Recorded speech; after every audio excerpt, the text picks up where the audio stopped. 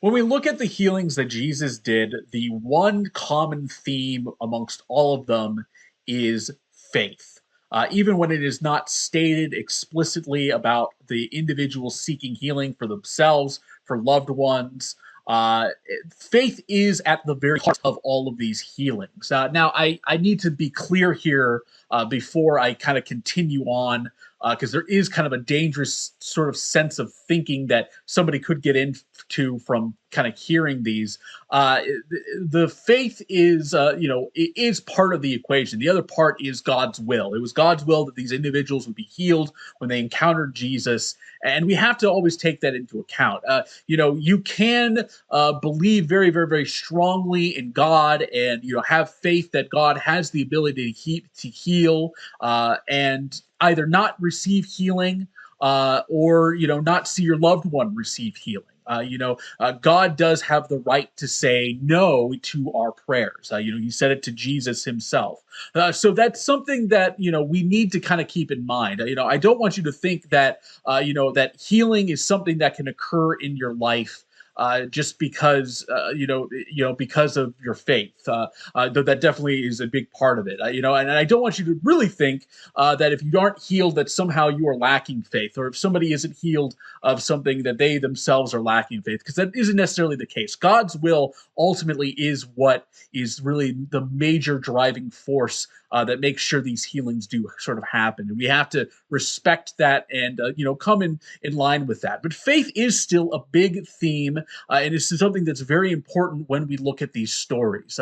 The lady in our first story in the passage from Mark, who had a daughter who was possessed by an unclean spirit. It took faith for her to reach out and go and encounter Jesus and beg him to heal her daughter. Now she was a Gentile woman, and it seems like Jesus is being a little bit cruel in this passage. It's not really necessarily the case. I think what Jesus was really kind of saying and making a kind of a point here is like, let me take care of the Jews first, and then I'll get to you. It does seem like he was dealing with a crowd of people in this home, but her persistence and her faith that Jesus was able to heal her daughter is really ultimately what leads to that healing.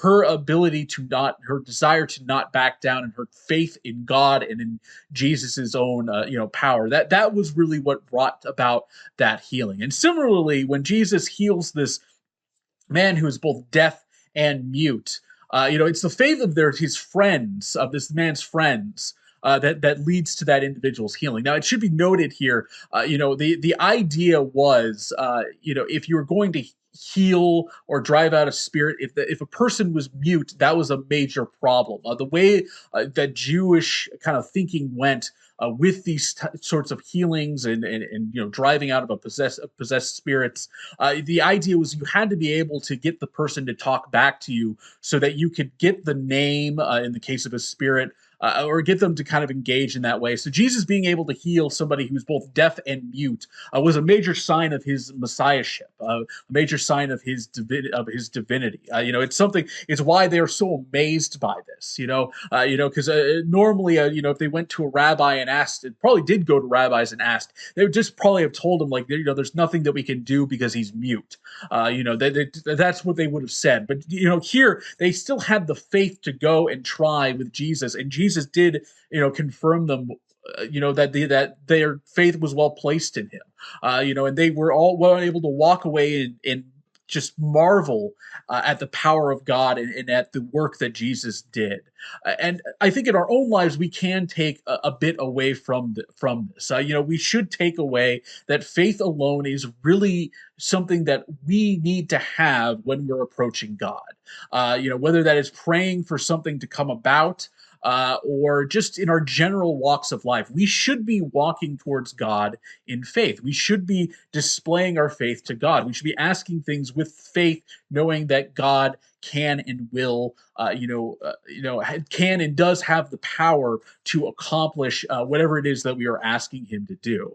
So we should be strengthened by these stories and really strengthened to, let our faith kind of dictate how we kind of go and pursue God in these sorts of ways. That we should be praying to God with a faith that He can and will, accomplish those things. Now, again, I want to go back and just caution you. Remember, God is God. He's not this cosmic vending machine that you put your prayer into and get exactly what you want. God is a person. That is part of our theology as Christians, is that God is a person and God's will ultimately trumps our own. And so there are going to be times when you pray for something and it does not line up with God's will and God tells you no, but you should still have faith that as long as it's in God's will, that whatever it is that you want your life will be accomplished in that sort of way. You should pray with that sort of faith that these individuals showed when they approached Jesus. Pray, with that confidence that kind of faith gives you, and do so boldly,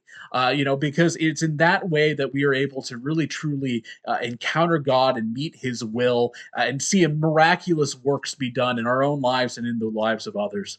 Amen. And now I'd like to invite you all to join me for our last worship song today.